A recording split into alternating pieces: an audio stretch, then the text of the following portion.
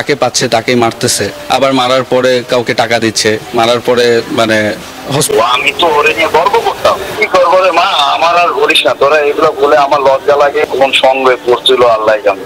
তাসকিনের অবনতি, মাদক ও নারী সঙ্গের অভিযোগে উদ্বিগ্ন পরিবার ও সমাজ। একসময় যাকে নিয়ে বাবা গর্ব করতেন, আজ সেই ছেলের নাম শুনলেই হতাশার লজ্জায় মাথা নিচু করেন তিনি।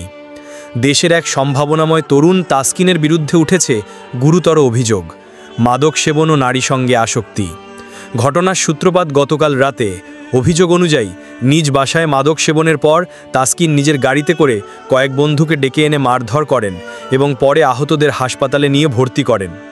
এই বিষয়ে NAWS 24-কে দেওয়া এক সাক্ষাৎকারে হাসপাতালে চিকিৎসাধীন অবস্থায় তার বন্ধুরা জানান, এটি প্রথম নয়। তাসকিন মাঝে মধ্যে এমন উগ্র আচরণ করেন এবং তার পেছনে রয়েছে নারীসঙ্গ ও মাদকের গভীর আসক্তি। তার বাবার প্রতিক্রিয়াও ছিল কষ্টদায়ক ও হতাশাজনক। সাংবাদিকদের প্রশ্নের জবাবে তিনি বলেন, আমি তো ওরে নিয়ে গর্ব করতাম, কার সঙ্গ পেয়ে এমন হয়ে গেল আল্লাহ জানে। এই ঘটনায় সামাজিক যোগাযোগ মাধ্যমে নিন্দার ঝড় উঠেছে।